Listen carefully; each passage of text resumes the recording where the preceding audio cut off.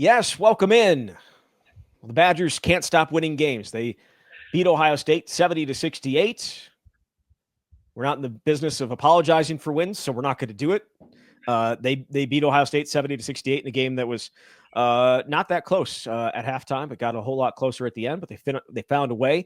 Last week they took care of Minnesota in a game that was not as close and was not in doubt for much of the second half as they blew them away. But 6 straight wins now, Jesse. They get to 4-2 in Big Ten play, and you have to be liking the way that things are looking for the Badgers right now. We'll talk about that. We also have a special guest coming up here. It is Kamari McGee, the Badgers senior guard. Get into him, get about 20 minutes with him, and I feel like we talked about a ton of different things. And so I think you guys will enjoy that. But yeah, so far so good right now, these last 6 games for the Badgers. They've been great. They've got scoring all over the place. We've said many times before they're scoring at a rate unlike anything that certainly I've seen in my lifetime, and I imagine a lot of fans have seen as well. They're scoring at the free throw line. It's been about as good as you could possibly hope for. I know there was a 3-game losing streak. Those are 3 really good teams, and Wisconsin is positioning itself very well here for the next 2 months. It definitely is. And we're going to but before we get into it, Home Field Apparel is the official apparel sponsor of the swing and the camp and everything else that we do. They have the best vintage gear you could possibly find anywhere. There's so much new Wisconsin stuff over the last 5 months or so, and it is still like if you're looking for something like a jacket, looking for a sweatshirt, it's eventually going to get warm again. So they got a ton of vintage T-shirts as well. So check them out, homefieldapparel.com. Use the promo code Bucky24 for 15% off your first purchase. All right. So Minnesota, Ohio State, 2 different games. Let's talk about the Ohio State game first because it is the one that is most recent. Wisconsin gets out to a 37-20 lead at the half. I don't know that they played well offensively in either half, and I think Greg Gard said that after the game. But they did such a great job getting the line. They were 13 of 14 in the first half, and they finished 25 for 28. But their defense was locked in the first half. Second half, a little bit of a different story. Obviously, Ohio State finally got going and made a game down the stretch, got to within 1 several times there in the final minute, and yet Wisconsin found a way to win. I think it says a lot about what this team is made of because when they needed baskets at critical stretches, they got it from a number of different players. One of the key moments to me was Ohio State was on a 9-0 run and cut it to, I believe, 4 points. And John Blackwell gets down the lane, uses his strength and his intelligence to score at the rim, draws a foul, and converts a 3-point play. And all of a sudden, you take a little breath. It's not getting away from us. You got a 7-point lead. And I know Ohio State was able to cut it a couple more times, but you have John Tonje doing a ridiculous dunk that made me scream, "Oh my God." You had Stephen Crowell. You screamed? I said, "Oh my God." I mean, it almost came out of nowhere. Just fine. It absolutely, man. More impressive than the other dunk, which was also awesome on the fast break. On the break, yeah.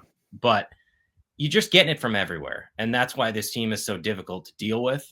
So, yeah, it is 70-68, not as pretty as a 17-point lead, sure. But Ohio State is a pretty solid team that can make shots when it gets going, as we saw in the second half, and Wisconsin didn't flinch. That's that's how I take it as well. They also executed down the stretch for the most part of exactly what they wanted to do outside of John Blackwell making a free throw he was trying to miss. It was hilarious after the game when he was like, I was trying to miss that one. I was trying to make the others. He didn't have like the night that he wanted at the free throw line. He missed 2 of them. So, oh my God, life is ending for him because he went 4 for 6 as opposed to 5 for 6 or 6 for 6, which has been the norm for them. It feels like all year. But you're right. I thought they did not make a basket in the final 4:07, I believe it was. They obviously scored at the free throw line, but they did not make a basket in the final 4+ minutes. And for them to still find a way to get it done and find a way to get a win when Ohio State was in the bonus for the last 10 minutes of the game, which was not the case in the first half when Wisconsin obviously had so many more opportunities at the line. But you have, and I know it's a cliche a little bit, but good teams find a way when you're not playing your best, and that is what Greg said last night. And they found a way. And again, the execution of fouling up 3 or, all that stuff, it can go bad quickly. And it nearly did. But for the most part, I thought the execution down the stretch was good enough to get the win, and that is what matters, because you can learn a lot from losses, but it's much nicer to learn a lot from wins that almost were losses, because you end up still in that left column. Yeah, obviously they dodged a bullet to some degree because Ohio State was able to throw a full court pass, and it's not like he was going to make the shot because it was that was a good look turnaround, but he had a foot out of bounds. It was about as good a look as you could have with 1 second left to get the ball all the way down the floor. That would have just felt like an absolutely crushing defeat when you led the whole way. But yeah, Wisconsin was able to get it done. The free throw shooting is just, it's astounding. Obviously, it's good. It's on pace to be an NCAA record. It's wild because I was actually recently reading about Harvard, because they held the free throw record for like 38 years. Okay. And then Villanova broke it a couple years ago at 83%. Harvard shot 82.2%. But it just makes you, I think, appreciate what Wisconsin is able to do right now, that something like this doesn't happen. Now they're going to have to keep it going for 2 more months, but the good news is they're having someone like Tanji shooting 93%, and everybody, all the starters are shooting 80+%, or they have been for much of the season. It's a true separator, and we saw it against Ohio State. You have a 1-possession game, you go make 25 free throws, that's going to be the difference in a lot of matchups here the next 2 months. Yeah, I mean, you had a 12-point advantage at the line. And it was obviously even more significant in the first half. But when you talk about that second half, defensively, they were good in the first half. They were not the type of defense that they want to be in the second half. But do you feel they're getting closer to becoming a better defensive team? Are they improving on that end enough to allow them to continue to be the offensive team that they are, even though they weren't great last night? To me, it's a step. It's a step in the right direction. At least the first half was a step in the right direction, that even if you're not shooting, making 21 3-pointers, you're still able to win games when you shoot 5 for 22, and you don't necessarily have the offensive game outside that you have had for a large stretch of the year. I think generally they're taking steps in the right direction. Minnesota's not a good team, but what did the Gophers finish with? 59 points. Yes. That's, it was 80 to 59, I think. If it's holding Ohio State to 68, you got to feel pretty good about that, especially with the offense that Wisconsin has. So, of course, when you're playing at a faster pace, you're scoring more, there's probably going to be a handful of defensive breakdowns, but they're in a position where, well, you don't want that. I think they can afford that more now than probably at any point we've seen. But I do think they've taken steps in the right direction, and this 6-game winning streak shows the way they've been able to respond after losing 3 straight. It definitely does. We have plenty of questions to get to from fans, and so we are going to do that. We'll do that on the other side. But I wanted to let you guys hear from Kamari McGee, because we enjoyed talking to him. So here he is, Wisconsin guard Kamari McGee. And we do welcome in a special guest. It is Wisconsin senior guard Kamari McGee. Kamari, appreciate you jumping on. Man, I appreciate you guys for having me. Late night last night, getting the win over Ohio State, holding on. But I just wanted to go back to this entire season and really just your entire time at Wisconsin, because you come from UW Green Bay and you're just not really sure exactly what this was all going to be. And then, you were a solid player the last couple of years, but you've taken such a bigger role. Is this always kind of what you envisioned for yourself eventually happening here? Honestly, yeah. Being a young kid, a competitor, you always want to be like in one of the better positions when it comes to the sport of basketball. And I knew that if I continue to put the work in, that I would be in this position, and it shows. Like, the work is continuing to show. And I'm just excited to be in the position that I am compared to where I started when I first got here. What was the biggest challenge you felt like you faced when you first got here after transferring from Green Bay? Just the pace of the game. It was just a little, like, it seems like it was played a little bit faster than it was when I was at Green Bay. That's honestly all it was. I just had to really adjust to the pace of how the game was being played at the higher level. So I asked for a few questions. I do it after every game. And I told people that you were going to be on the show. So I got some questions for you from these people. And one of them was, I think it's an interesting one, during the transfer process. Mm-hmm. Did you initiate it, or did UW initiate it? UW. They were actually the first school to call me before I even left the compliance guy's office. As soon as they entered my name in the portal, they called right away. Was it an easy one for you? Yeah, you could say that. I had a few other looks, but yeah, because it was close to home, and my parents, we really liked what Coach Gardner and all the coaches had to say, so it was pretty easy, especially when I came to visit. Once I came to my visit, I kind of knew already. You mentioned the speed of the game and the way that was an adjustment when you got to Wisconsin. How long do you think it took for you to catch up? And are there other areas where you feel like you've made a pretty significant leap from that time? Yeah, it took me about maybe towards the second half of that my first year here. I was really starting to get it, because then that last year I was really hitting my stride up, and yeah, other than just the pace of the game, I would just say my 3-point shot, my shooting.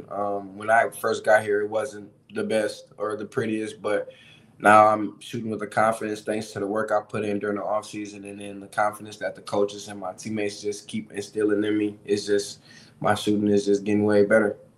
Would you say that was the aspect of your game that's probably improved most in the 3 years that you've been here? Yes, honestly, I would say my 3-point has improved the most, and that's honestly, I feel like that's what I needed the most. Though I feel like once I got got better with the pace of the game, I really think that my 3-point shot was the only thing that needed more improvement. I mean, there's always room for improvement, but my 3-point was what needed it the most. What was your off-season regimen like to improve that? Because it's been an incredible growth from, I think last year was around 27%, and now it's 56%. You've more than doubled, the rate at which you're hitting these threes. Can you explain what the process was to put yourself in that position? Just a lot of shots. I kept my same workout routine that I've been doing, but I just made sure at the end of each workout, I just ended it with a bunch of shots. And I'm talking about shots until my arms hurt or until I feel like I can't shoot no more. Just to make sure just to make sure that my jumper is on point from every little standpoint, from my follow through to my feet. Just making sure the flow of my jumper is just feeling good.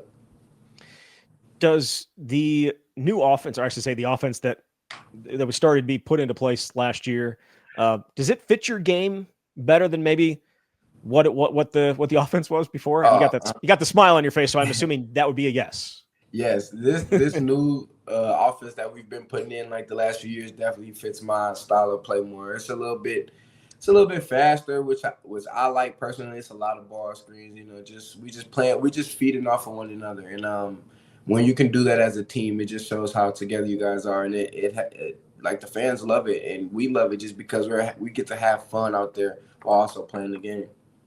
This team is scoring more points than any Badgers team has in 50 plus years. What is it like to be a part of this? Because I'm sure when you came here, I'd imagine you didn't think you'd be on a team that was scoring 80 plus a night. Yeah, honestly, when I first got here compared to now, you could have told me, like, when I first got here, you could have told me, like, in a couple of years, y'all would be scoring a lot, and I probably wouldn't have believed it. But, I mean, I love it. Like, the guys love it. It's a fun system to play in. Like, it's just fun to just run and gun, like run and shoot, or just run and try to get the best look possible. Like, it's fun playing that way. And, like, just because it's like back when you were a little kid playing on the playground, you're just running and just playing with each other. So it's a good offense to play in. It used to be if you didn't know the defense, you weren't going to play.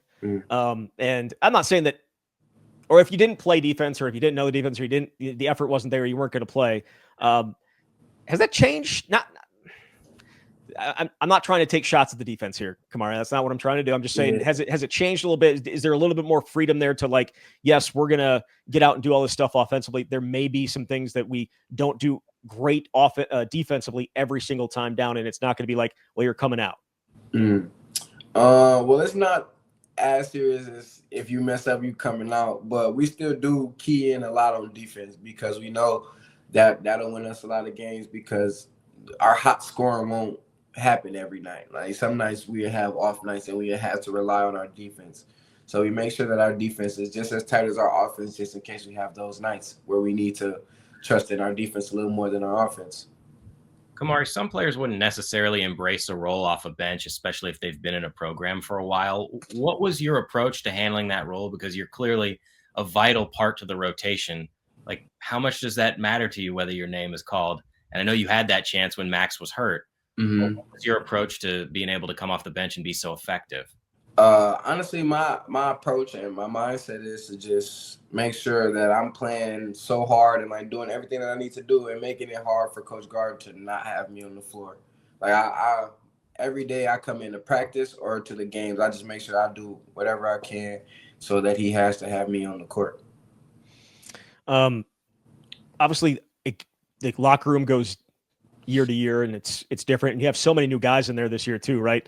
But I'm wondering, for in your perception, has things changed? You're more of a leader this year, certainly. I know that you gave the speech to Coach Gard or to Greg last night after he won his 200th, and he was very touched by that.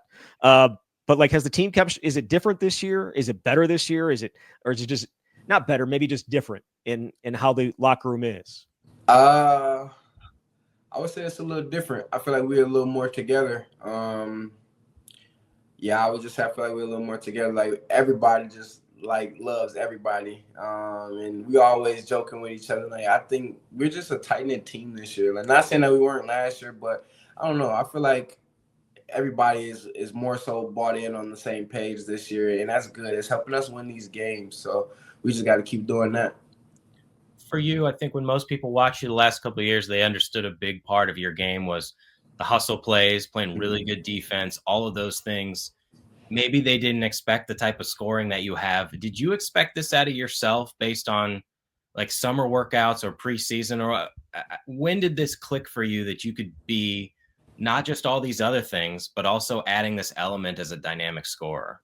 Honestly, I've always had a scorer's mentality. Like I remember having talks with Coach Gard when I first got here. Like my sophomore year, he used to say that all the time. He used to say that he can tell that I have a scorer's mentality because my freshman year I kind of had to have that just because we needed to put points on the board. So coming up, I've always had a scorer's mentality. It was just I didn't know when to pick and choose when it was my time to try and go score, like make a play for the team. But now I'm way better at playmaking, whether it's me trying to find my own shot or trying to set up with teammates. So I've always had that scorer's mentality. It's just starting to show a little bit more because I'm better at picking when to go and when not to.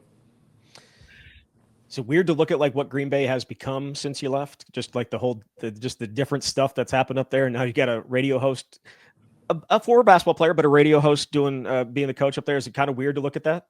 Honestly, I don't really pay attention to it. Yeah, no. Only thing that I've seen is that he took his team to the Lil Wayne concert, and I was really jealous at that because Lil Wayne is my favorite rapper. So that was my one thing I wanted to do when I was in Green Bay was to accidentally meet Lil Wayne, and I'm a little jealous at that. But other than that, I don't really pay much attention to Green Bay anymore since I've left. You went to the line last night at a really critical moment. Wisconsin was up 65-64 with 11.8 seconds left, and you guys had led by 17. Can you take us through what's going through your mind at that time, or are you trying not to think about anything at all? Yeah, when I knew I was going to the line, I just told myself, knockdown. So all I said was just knockdown. Every time I go to the line, I just say I either say bucket or I say knockdown I'm already thinking make, so it's going to have to go in. You guys are shooting what would be a NCAA record free throw percentage right now, like 85.1, I think it is. I'll knock on wood for you here because, we talk, do you guys talk about this at all? I assume you don't. Nah, honestly, we don't even pay attention to the numbers. All we do is pay attention to the win column. That's all we're trying to do. We're just trying to keep adding to the win column and keep getting better as a team.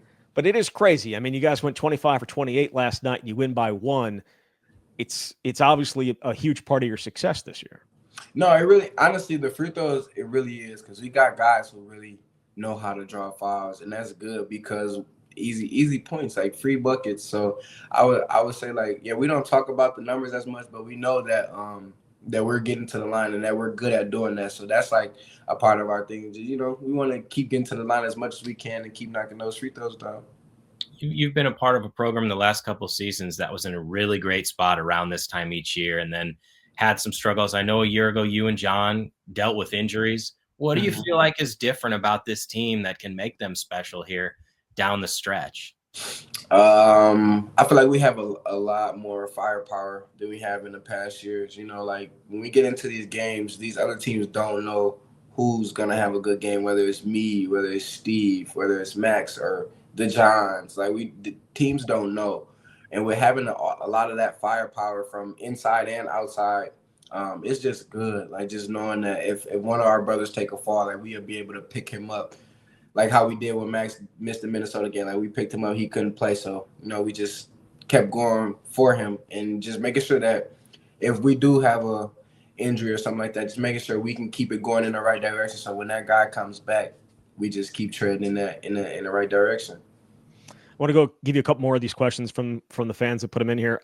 How are you guiding the younger guys to develop? Is it stuff that you were told by older guys that guided you, or is it your own experience that kind of gives you a different insight into stuff? Honestly, I'm helping the younger guys with just my own experience because it's my senior year, so I've seen it all too.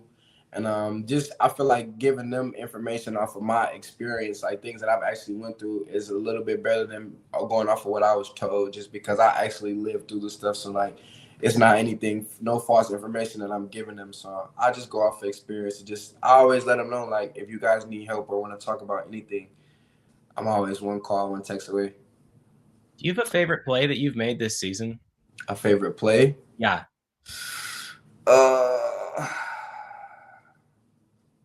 Probably they called a goaltending. I don't think it was goaltending, but my chase down block in Greenbrier. I think that was my favorite one. And I don't think it might have been a goaltend, but my elbow was at the backboard. Like, you got to let me have that. I'm the smartest guy on the court. You got to let me have that one.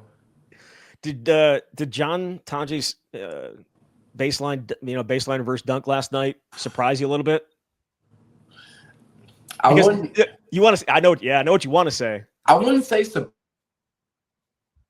but man, I don't even know. I'm lost for words still. I was in the game with him, and I just remember seeing him go up, and my eyes just like lit up. And then I tell him personally all the time that that's my favorite dunk of his. I see him do that dunk all the time, and I'm like, that's my favorite dunk. And he finally did it, and it was on somebody. Whew. It wasn't just on somebody. It was a 7-footer that he did it on. A footer, yeah. It was, wow. Yeah, that dunk was probably one of the best I've seen since I've been here. What does Kamari McGee's, whenever it happens down the road, post-playing career look like? Because I was listening to the game the other day, and there was someone saying that you want to get into media. There was also maybe, is coaching a possibility? Like what is that post, whenever it happens down the road, mm-hmm. What does it look like? Yeah, I don't know about coaching. I don't know so much about coaching, but I'm outside of basketball. I'm into fashion, so maybe something in the fashion industry for sure. I haven't really thought too much about it, just because I'm still in the basketball mindset. But I would say definitely something within the fashion industry, just because that's the thing I'm passionate about other than basketball. Does that mean you're a sneakerhead? Yeah, I'm any sneakerhead, clothes, anything you name it, jewelry, anything. What about watches? Watches? I like a watch here and there. I got like one watch, but I love to wear it. Like, it's my favorite watch. Jesse's a watch. What do you call yourself? A watch? What? It's not a sneaker. Is there a sneakerhead version of watches? Collecting is always a thing. The sneakers, the shoe game, I'm too old for that now, I feel like. But no, you could never be too old to have a nice shoe game. I'm not gonna lie, guys. I don't know if you know this, the Jordan 3 Black Cats. You pay attention to that stuff? I'd seen that they just dropped. I was kind of mad that I missed the drop, but it's okay. I was like ordering it, refreshing the page. They're supposed to come today, so it's a very exciting day in my house. Oh, there you go. See, I need the Black Cat 4s. Yeah. They're all sold out. Thousands. I wear simple tennis shoes, so no. A couple more here. I'm sorry. What's your favorite State Street restaurant? Favorite State Street restaurant? Or just a campus restaurant in general. Campus restaurant? Yeah, I'm gonna have to go with Marie's Soul Food. Okay. Fire. Where's that at? It's on Monroe. It's up by the Also by the stadium. Yeah. Yes. All It's right. so good, so good. You guys are going out to LA here for a couple of games. Mhm. Obviously, the things that are going on there, more important than basketball. But are you looking forward to that trip? I know it would be a lot better if it wasn't going under the circumstances that you guys are going out there with.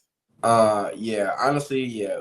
Prayers to those who live out there and may have been lost their homes to the fires. But I mean, we're still pretty excited. You know, it's cold here, so it's at least a little bit warmer there. So you know, we're enjoy the trip. But at the end of the day, it's a business trip, so we got to go out there and just handle business. Yep, for sure. All right. Hey, Kamari, really appreciate your time and, good luck the rest of the way. And I mean, you guys have surprised people. I think, do you think you guys have surprised some people about the way that you played this year? Because I don't think the expectations were coming in the way that you got. I don't know the expectations were what you guys have done so far. Mm-hmm. Honestly, yeah, I believe we surprised some people, but I mean that's how it's been each year since I've been here. You know, people always get surprised by how good of a team that we have. Yeah, because I mean, people just see our names on paper and be like, they might not be this good, but they really just got to watch us play, and a lot of people are seeing it now, so we just got to keep showing them. Well, people are going to be shocked in March if you guys are putting up 85 a game. They are going to be very, very surprised. I can't wait for some of the takes. People are going to be thinking it's like old Wisconsin, and then you guys come in dropping 85 and 90 or 116.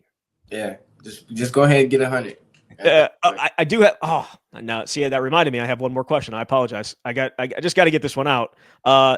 We know we can score the ball in bunches, and we just knew they didn't want to play defense. All we had to do was play a little more defense than them, and the game was ours. That was your comment after the Iowa game. Yeah. People loved it.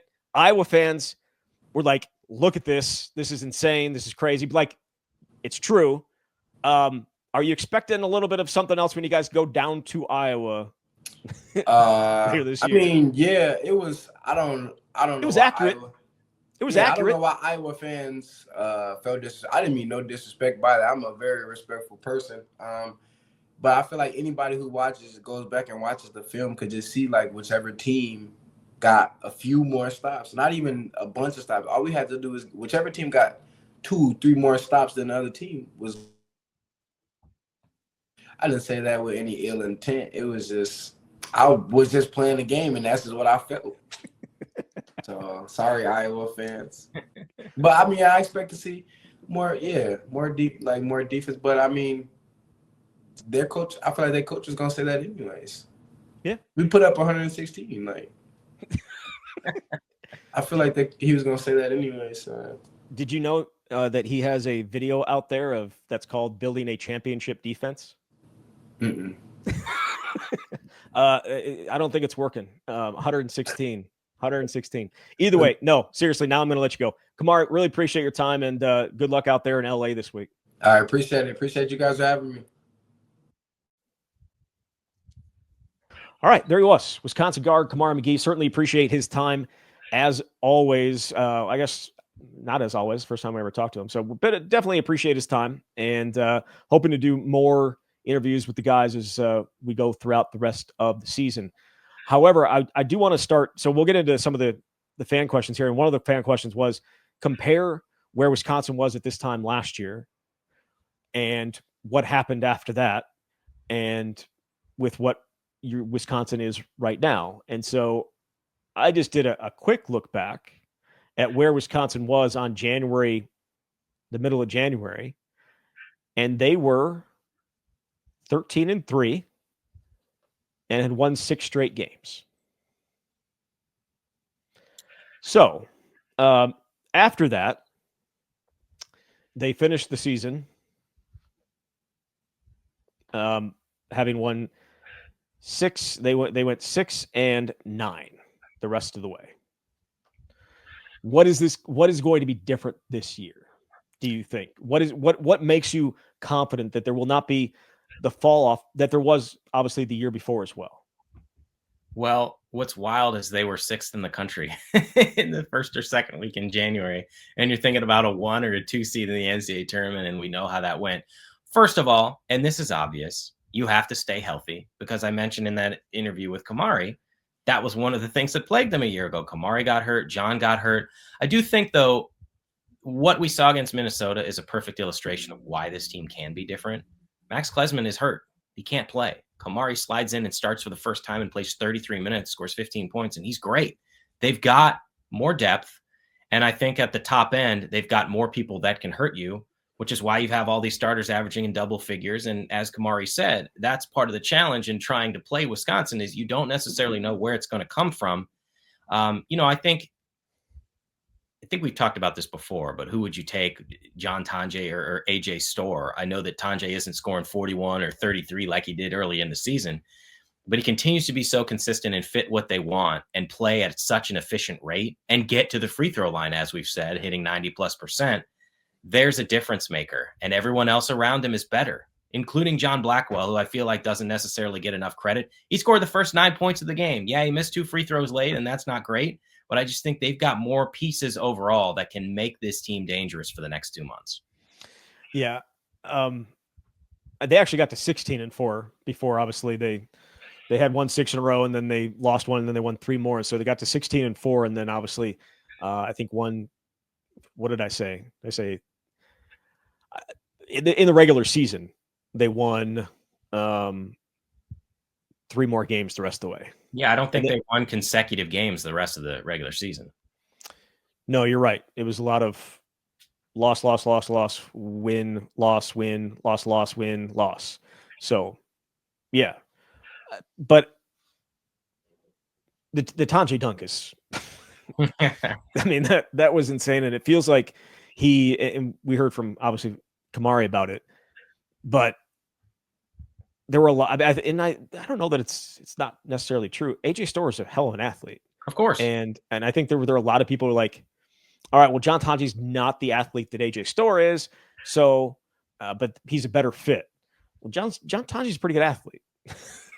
I'm sticking with that. He's not AJ Storr type of athlete, but he definitely has some ability, and we saw that. And dude, it wasn't just some guy. It was a 7-footer that he put it down on. That was insane. That was one of the better like dunks that I've seen from a guy, just because it's dunking on somebody and it's doing like it's a reverse. You don't see that too often, especially at Wisconsin. And I know there's been some really good dunkers, but that was up there. I think you're going to remember that one for a while. Pretty nasty. Very nasty. Very nasty. All right. It was ugly, Luke says, but does Ohio State game prove Wisconsin win big games without making threes? I guess we have to maybe define big games. I don't know that Ohio State is a team that you're going to, I mean, maybe they're a tournament team. I don't know. But does this prove that Wisconsin has the ability to do this without making threes? And I think it does, but go ahead. Yeah, I agree. I don't think it's a big game necessarily. I mean, Ohio State came in with a losing record in Big Ten play, and I'm not sure that they're going to get to the NCAA tournament given how good the Big Ten is. But these are going to be the types of games that pop up, especially when the competition gets more difficult and they're challenging your shots. You're not going to just get to beat Kamari McGee and stand in the corner against Iowa when nobody wants to play defense against you when you get to the NCAA tournament. So I don't expect that they're going to go 11 for 20 from the 3-point line in NCAA tournament games. And so I think they certainly have this in them because they can get to the free throw line. And I think there were a handful of mid-range jumpers, which is worth pointing out because it's not necessarily been the emphasis here for Wisconsin, but they hit some tough shots too. So before the Minnesota game, when I went to availability and was talking with Greg, because I think we talked to him at the beginning of the year. It was about the mid-range. Like they want to take that out because they're not high percentage shots. Like they want the whatever the thing is that they use to grade their shots. They want shots at the rim, 3-pointers, free throws, and mid-range shots are not shots that you want. And as I was asking the question, he knew I was going to be asking about John because John Blackwell at Rutgers took a lot of mid-range shots and made a lot of them. And he goes, if there's one guy that has a key or has a free shot kind of thing in the mid-range, he's it because he's got that really, really good ability to do it. But yeah, I don't know that they want to see that a ton, right? Like it's not necessarily efficient. Yeah. For him, though, it is his bread and butter. The way he can do it in such a variety of ways is so impressive, whether it's a spin move, fadeaway. But obviously, they figured out what is the most efficient offense for them. And man, is it working. It definitely is. All right. So going off of when we're talking about tournaments, Nuclear Badger, with a large number of Big Ten teams being good but not great, how many teams do you think make the tournament? And it's still obviously very early. We're still 2 months away from Selection Sunday. Ooh, just got chills thinking about Selection Sunday. The bracket matrix, when you pull everything together, has 11 in right now. I'm sure individual ones have fewer, or I guess maybe more, but Ohio State among them that's in. But how many do you think end up going in? I'll say 10. I think this is definitely double digits now with where things stand in the Big Ten and with the number of teams that are pretty high up there in the net rankings. You just have so many opportunities, and that's different from a lot of other conferences. So Joe Lenardi actually just put his bracket out yesterday, and he, I believe, has 11 in as well, with Indiana among the first 4 out. So has Wisconsin as a 6 seed. Yeah, 11 Big Ten teams, which would match the SEC. That's crazy that potentially 22 of the at-large bids, I guess there's 2 guaranteed there. So 20 of the at-large bids could come from those 2 conferences. Does he have Denver still? Not that it matters, but, let's get into it. Yeah, he's got them in Denver, playing an 11 seed in Dayton or Creighton. One of these sites right now. Okay. I'm wondering for you. So for anybody that doesn't know what he just cut me off for, you're welcome. Yeah, thank you. It's usually me cutting you off. So that was a good flip of roles here. Five-Star Forum is once again a host site for the NCAA tournament. It was also that way back in 2022 when Wisconsin went and played there and did not obviously advance because they lost to Chucky early in the first half against Iowa State and ended up losing that game. And they may have lost the game anyways, even if he had played, because they were not playing the same level of basketball that they had been earlier in the year, which certainly has been a trend over the last 3 years for Wisconsin coming down the stretch. But that said, I kind of think it's okay if they don't go to Milwaukee. There's so much pressure that goes along with it. Like, again, I know it's a home game, essentially. And if you win your game, it's 2 home games. And I still don't think Wisconsin in 2014 gets to the Sweet 16 without it being at the Bradley Center. So the game against Oregon in the round of 32, it was such a huge advantage. And the crowd was really good a couple years ago. It just didn't matter because they didn't play well. But do you think is it okay? Like, would you prefer, if you were Greg Gard, to just go play somewhere else, or would you want to play in Milwaukee? The biggest difference there is an added layer of pressure because you're asked a lot of questions about it. It's something I once the game tips off, you'd like to think it doesn't matter. All the courts are now designed exactly the same, other than it would be louder for you if it's in Milwaukee. But I don't know that it really matters. And I'm also thinking in general about what it would take for them hypothetically to get to Milwaukee. A lot. It's not out of the realm of possibility based on where they're at. You're going to have a much higher seed, but I mean that they've positioned themselves to go from a 6 seed to a 4 seed or something like that. But you're going to have to be a pretty high seed for the committee to reward you in that fashion, because in the year when they played there with Johnny Davis, what were they, a 2 seed? Am I mistaken? The 3? I think they were the 3. Yeah. So it would take a lot more to get there. But no, in the end, at this point, I don't know that it matters. You just have to have a draw and be playing well enough to get out of that first weekend, which is something that has obviously been elusive for several years for the Badgers. Did you say for several, or did you say for almost a decade? Both. No, it's obviously been since 2017, right? 2017, since they were able to get to the second weekend. They've had certainly that year was a year they had their chances, but it's such a crapshoot too once you get there. And one injury can just completely change everything about it. Johnny Davis was not healthy. In Wisconsin's case 2 years ago or 3 years ago, it was Johnny Davis was not healthy, and then you lose Chucky to the foot injury that he had that's going to be tough to overcome. But I didn't think Iowa State was that great. They're a good defensive team. I didn't think they were that great. But who was it on Friday night that challenged them? Or maybe was it Colgate? I think so. Yeah, I think it was Colgate. They'll blend together. Yeah, they do. Those 14 seeds certainly do. The couple more questions here before we wrap things up. 17 to 20 point halftime leads have been difficult to handle.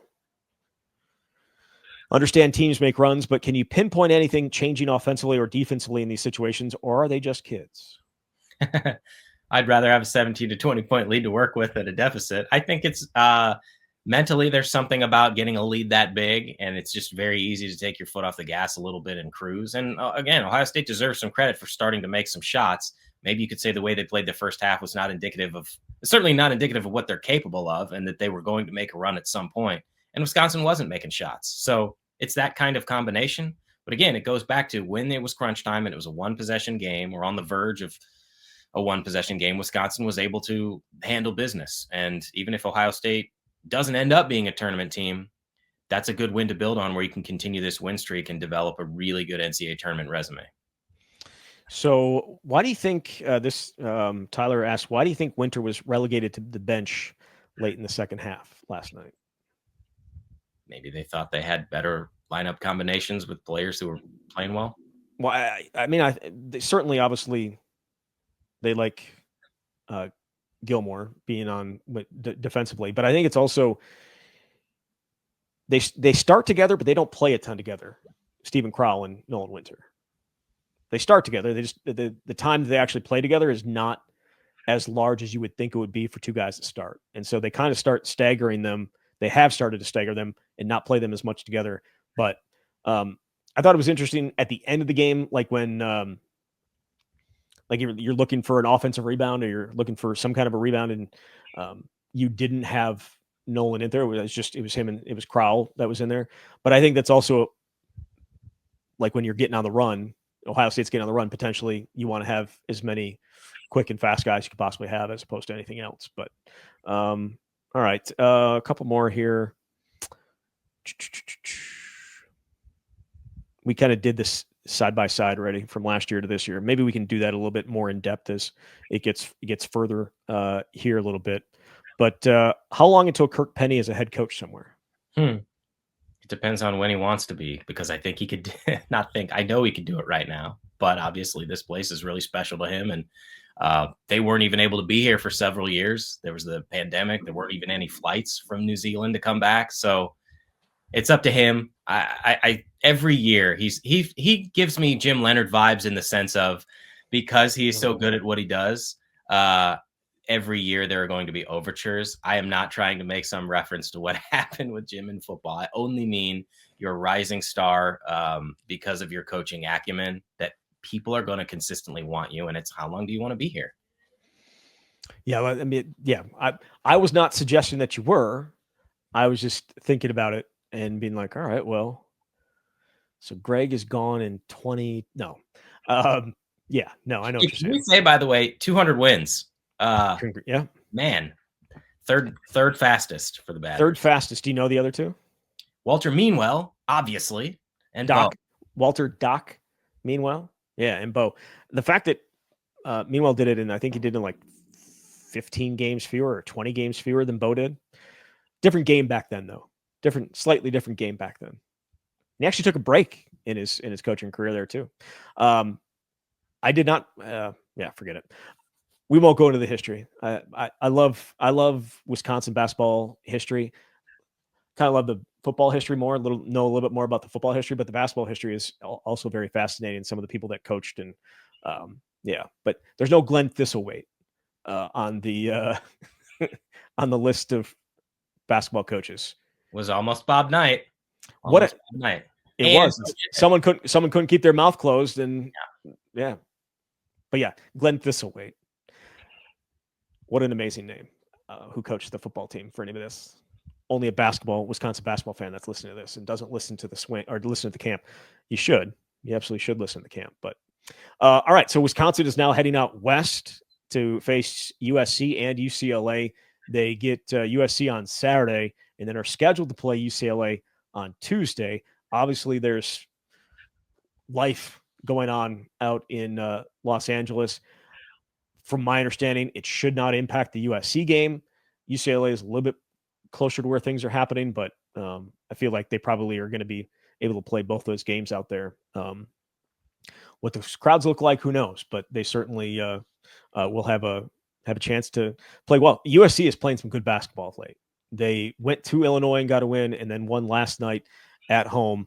It's a team that's playing good basketball, and I think it's going to be a huge challenge. And obviously, UCLA was ranked before Michigan went out there and absolutely pumped them. But yeah, should be fun. That little West Coast road trip where you stay out there, you don't come back. All right, Jesse, we'll catch up next week. Thank you very much. Thanks, Zach. All right, there he is, Jesse Temple from The Athletic. You've been listening to The Swing.